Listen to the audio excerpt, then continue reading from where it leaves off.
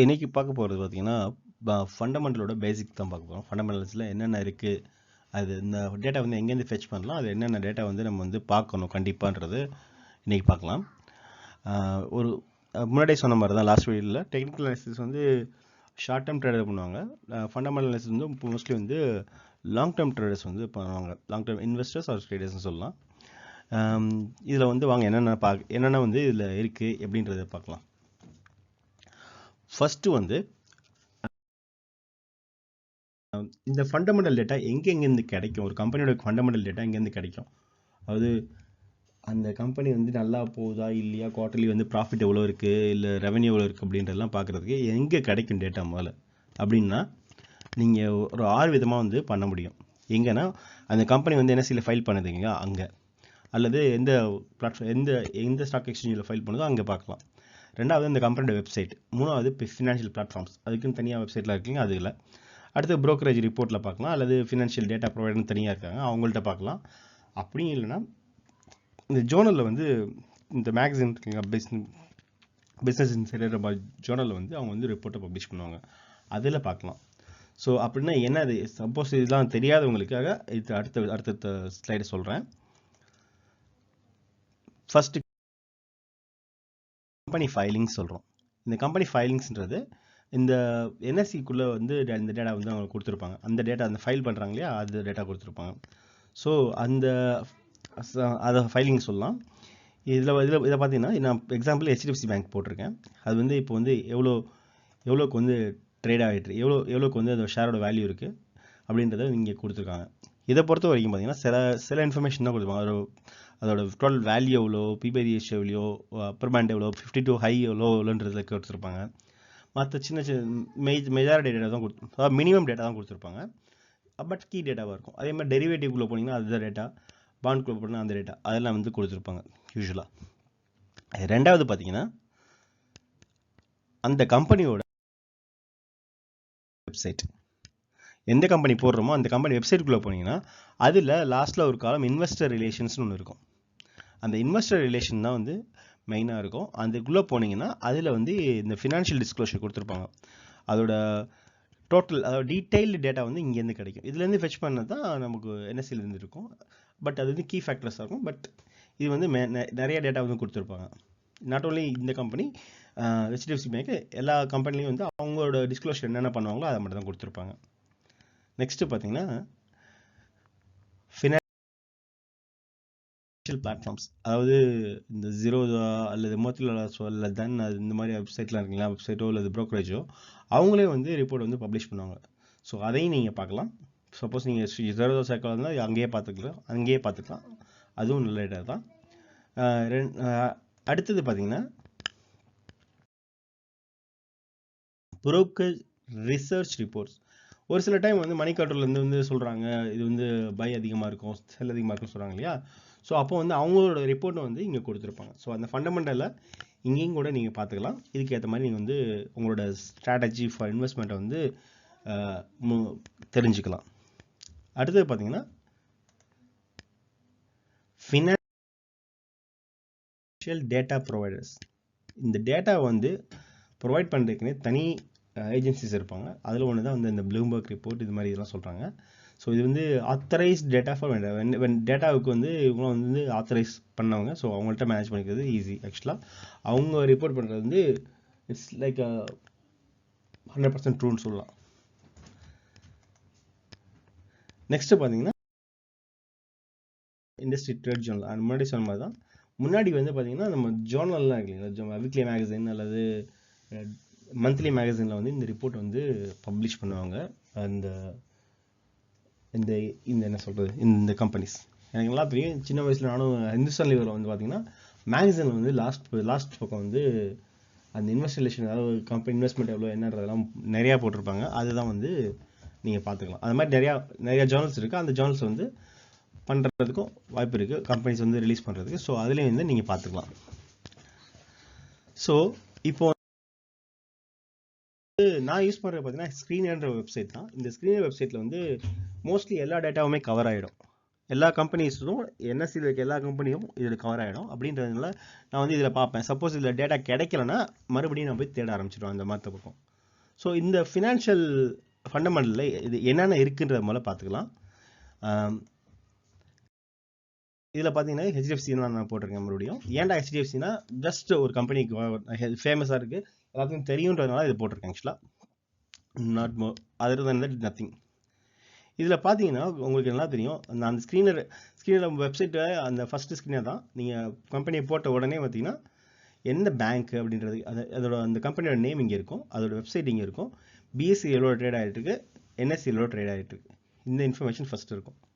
அது இல்லாமல் chart analysis, PS இந்த மாதிரி ஐட்டங்களும் வந்து ஆல்ரெடி கீழே வரும், அதை நம்ம பார்க்கலாம். ஸோ நீங்கள் இந்த டேட்டா வந்து எக்ஸலுக்கு டவுன்லோட் பண்ணிங்கன்னா இங்கே இருக்கு இல்லைங்களா, அதை வச்சு நீங்கள் டவுன்லோட் பண்ணிக்கலாம். ஸோ ஷார்ட்டாக வந்து அவங்க வந்து அந்த கம்பெனி பற்றி கொடுத்துருப்பாங்க, என்ன கீ பாயிண்ட்ன்றதை கொடுத்துருப்பாங்க. அடுத்த கொஞ்சம் கீழே ஸ்க்ரால் பண்ணிங்கன்னா இந்த சார்ட் வரும். இந்த சார்ட் உங்களுக்கு நல்லாவே தெரிஞ்சிருக்கும். இந்த சார்ட் வந்து அந்த லாஸ்ட் 5 இயர்ஸ்க்கு வேணுமா 10 இயர்ஸ்க்கு வேணுமா அந்த ஷேரோட வேல்யூ வந்து எப்படி போயிருக்குன்றத பார்க்குறது தான். இந்த ப்ளூ கலர் பார்த்தீங்கன்னா 50 எப்படி வந்து அந்த ப்ரைஸ் வந்து போயிட்டுருக்கு அப்படின்றத பார்க்குறது. உங்களுக்கு தெரியும், ஆக்சுவலாக வந்து லாஸ்ட் டிசம்பர்லாம் பார்த்தீங்கன்னா நல்லா போயிட்டு இருந்துச்சு. ஜனவரியில் வந்து ஒரு ஃபால் டவுன் கொடுத்துருக்கு. ஐ திங்க் இப்போதைக்கு இங்கே இருக்குது. அதோட பாசிட்டிவாக நெகட்டிவ்ன்றதை அப்புறம் பார்த்துக்கலாம். அதே மாதிரி அடுத்தடுத்த இண்டிகேட்டர்லாம் கொடுத்துருப்பாங்க, அதுக்கு தேவையா இல்லைன்றதை நீங்கள் பார்த்துங்க. நெக்ஸ்ட் வந்து ப்ரோஸ் அண்ட் கான்ஸ் கொடுத்துருப்பாங்க. அதில் என்னென்ன பாசிட்டிவ் என்னென்ன நெகட்டிவ், இதை பொறுத்தவரைக்கும் பார்த்தா 4 பாசிட்டிவ் இருக்குது, 4 நெகட்டிவ் இருக்குது. ஸோ இது கரெக்டாக இல்லையான்றதை நீங்கள் அனலைஸ் பண்ணிவிட்டு, அதாவது நம்ம வந்து அடுத்த வீடியோவில் வந்து இதை பற்றி டிஸ்கஸ் பண்ணுவோம், ஒவ்வொரு டாப்பிக்கை பற்றியும். அப்போ நம்ம இன்னும் கொஞ்சம் கிளியராக இருக்கும். ஸோ இதெல்லாம் வந்து அடுத்ததில் பார்க்கலாம். நெக்ஸ்ட்டு பார்த்தீங்கன்னா அது கொஞ்சம் ஸ்க்ரால் பண்ணிங்கன்னா பியர் கம்பேரிசன் வந்து ஒன்றும் இல்லை, அந்த கம்பெனிக்கு ரிலேட்டடான என்னென்ன கம்பெனிஸ் இருக்குது. இப்போ ஹெச்டிஎஃப்சி, ஐசிஐசிஐ, கோடக் இது எல்லாமே ஒரு பேங்கிங் செக்டர். அந்த செக்டரில் அதுக்கு கீழே அதோட இணை கம்பெனின்னு சொல்லலாம், அல்லது அதுக்கு ஈக்குவலான செக்மெண்ட்டில் என்னென்ன இருக்குன்றதை பார்க்குறாங்க, வேறு இல்லை. அதில் அந்த கம்பெனி எப்படி இருக்குது, இந்த கம்பெனி எப்படி இருக்கிறத கம்பேர் பண்ணுறதுக்கு தான் இந்த பியர் கம்பேரிசன் தேவைப்படுது. ஃபார் எக்ஸாம்பிள் எல்லாமே நெகட்டிவ்ல இருந்துச்சுன்னு வச்சுங்களேன், எல்லாமே அந்த இண்டஸ்ட்ரி வந்து நெகட்டிவ்ல போயிட்டு இருக்குன்னு அர்த்தம். அந்த குவார்டர் பாசிட்டிவ் இருந்துச்சுன்னா பாசிட்டிவ் போயிருக்கு, இல்லை மிக்சடு இருந்துச்சுன்னா அப்போ வந்து இதில் ஏதோ கொஞ்சம் குறையா இருக்குன்ற மாதிரி சொல்லலாம். இதை இங்கே பொறுத்த வரைக்கும் பார்த்தீங்கன்னா ஹெச்டிஎஃப்சியை பொறுத்த வரைக்கும் மற்ற பேங்கிங்லாம் பார்த்தீங்கன்னா ஒரு 14% ஆவரேஜாக இருக்குது. பட் இது மட்டும் தான் சிங்கிள் டிஜிட்டில் இருக்குது. சம்திங் ஏதோ இந்த ஒரு ரிப்போர்ட்டு இன்ஃப்ளூயன்ஸ் பண்ணியிருக்குன்றத நம்மளால் அறிஞ்சிக்க முடியுது. அது என்ன இதுன்றதை அப்புறம் வந்து டிஸ்கஸ் பண்ணுவோம். நெக்ஸ்ட் பார்த்தீங்கன்னா குவார்டர்லி ரிசல்ட்னா எங்கேருந்து கொடுத்துருக்காங்க பாருங்கள். ஒரு 3 வருஷத்தோட டீட்டெயில் வந்து கொடுத்துருக்காங்க. ஸோ இப்போதைக்கு நம்ம இந்த ரிப்போர்ட்டை வரைக்கும் பார்த்தீங்கன்னா 34,000 கோடியில் இருந்துச்சு டிசம்பர் 21 ரெவென்யூ. அது ஆல்மோஸ்ட் மோர் தென் டபுள் ஆயிருக்கு இங்கே டிசம்பர் 2024.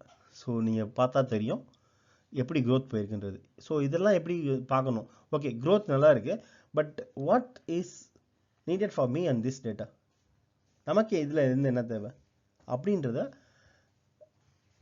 தெரிஞ்சுக்கிட்டா தான் ஃபண்டமெண்டல் அனாலிசிஸ். அப்படி இல்லைன்னா இது ஜஸ்ட் டேட்டா தான், உங்களுக்கு இன்ஃபர்மேஷன் மட்டும்தான். இந்த இன்ஃபர்மேஷன் எல்லாம் உங்களுக்கு ஒரு யூஸும் இல்லை. இந்த இன்ஃபர்மேஷனை வந்து எப்படி கிராஸ் பண்ணிக்கின்றத அடுத்த வீடியோவில் நம்ம இதை டீட்டெயிலாக பார்த்துக்கலாம்.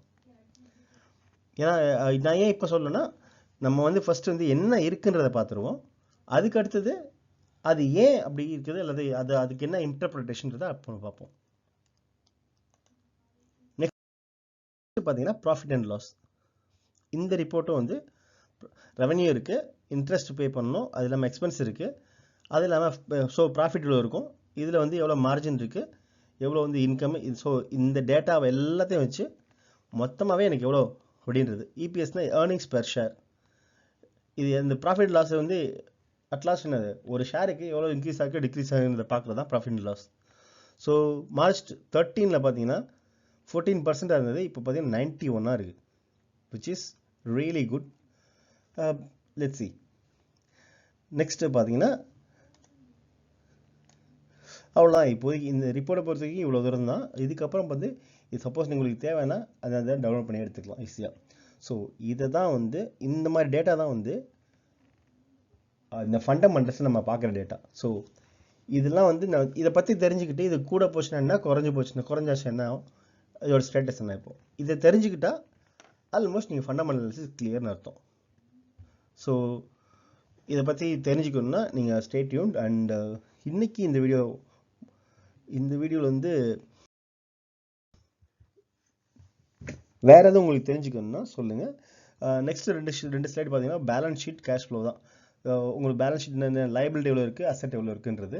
அடுத்து கேஷ் ஃப்ளோனா எவ்வளோ வந்து நம்ம கையில் வந்து கேஷ் ஃப்ளோ போயிட்டுருக்கு அப்படின்றதையும் பார்க்கலாம். இங்கே நீங்கள் நல்லா பார்த்தீங்க தெரியும், 2013 6,000 crores இருந்தது, இப்போ 30,000 crores இருக்குது. So net cash flow which is a really good sign actually. And அடுத்து வந்து இந்த ரேஷியோஸ், ROC ரேஷியோனா என்ன, அந்த ஷேர் ஹோல்டிங் பேட்டர்ன்றது ரொம்ப முக்கியமான ஒன்று தான். இதில் பார்த்தீங்கன்னா ப்ரமோட்டர், FII, DII சொல்கிறாங்க.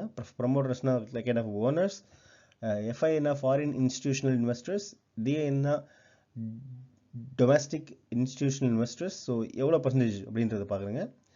உங்களுக்கு நல்லா தெரியும், இப்போது ஜூன் 23 வரைக்கும் பார்த்தீங்கன்னா 25% வந்து ப்ரமோட்டர் இருந்துச்சு. இப்போ வந்து 0% தான் வந்து ப்ரமோட்டர் இருக்குது. ஸோ ஃபுல்லாக வந்து ஓன் பண்ணுறது யார், foreign investors and domestic investors. இங்கே வந்து ரீட்டைல் பப்ளிக் வந்து 16% தான் இருக்குது. ஸோ இங்கே FII அதாவது ஃபாரின் இன்வெஸ்டர் வந்து சப்போஸ் வெளில போனாங்கன்னா இதோட HDFC பேங்கோட ஷேரோட வேல்யூ குறையிறதுக்கு வாய்ப்பு இருக்குது. ஸோ அந்த டைம் என்ன பண்ணுவாங்க, யாரோ ஒருத்தர் FIIயோ DIIயோ ஒருத்தவங்க வாங்குவாங்க, இது கடையில் ரீட்டைலில் வாங்குவாங்க. ஸோ பட் மேஜராக பார்த்தீங்கன்னா உங்களுக்கே தெரியும் FII DII தான் மேஜர் ஷேர் ஹோல்டர்ஸ் இங்கே. அது இல்லாமல் கவர்மெண்ட்டும் பார்த்தீங்கன்னா ஒரு 0.1% வந்து அவங்க ஸ்டேக் வச்சுருக்காங்க. ஸோ இதுதான் வந்து இந்த ஃபண்டமெண்டல் அனாலிசிஸில் வர டேட்டா. ஸோ இதுதான் வந்து நம்ம வந்து ஒவ்வொரு ஃபண்டமெண்டல் அனாலிசிஸிலும் இது சேம் தான், உங்களுக்கு மாறாது. ஸோ இதை பார்த்துக்கிட்டு இது மேலே போச்சுன்னா நமக்கு என்ன இண்டிகேஷன், கீழே வந்துச்சுன்னா என்ன இண்டிகேஷன், சைடில் போச்சுன்னா என்ன இண்டிகேஷன், இல்லை ஏன் சைடில் போச்சு, ஏன் வந்து ஏறல அப்படின்றத பார்க்குறது தான் ஃபண்டமெண்டல் அனாலிசிஸ். ஸோ இதை வந்து இந்த HDFC கேஸே எடுத்துக்குவோம், நம்ம லேர்ன் பண்ணிக்கிறதுக்கு அடுத்த வீடியோவில் ட்ரை பண்ணுவோம். உங்களுக்கு வேறு ஏதாவது ஸ்பெசிஃபிக் கமெண்ட் ஏதாவது தெரியணும், இல்லை ஒரு ஸ்பெசிஃபிக் டேர்ம் தெரில அப்படின்னா தயவுசெய்து கமெண்ட்டில் பண்ணுங்கள், நம்ம வந்து டிஸ்கஸ் பண்ணுவோம் அடுத்த வீடியோவில். தேங்க்யூ. அண்ட் உங்களுக்கு இந்த வீடியோ பிடிச்சிருந்துச்சுன்னா சப்ஸ்கிரைப் பண்ணுங்கள் சேனலை. சப்போஸ் இம்ப்ரூவ் பண்ணால் கமெண்ட் பண்ணி என்ன பண்ணணும்னு சொல்லுங்கள். ஒவ்வொரு comments are always welcome. Thank you.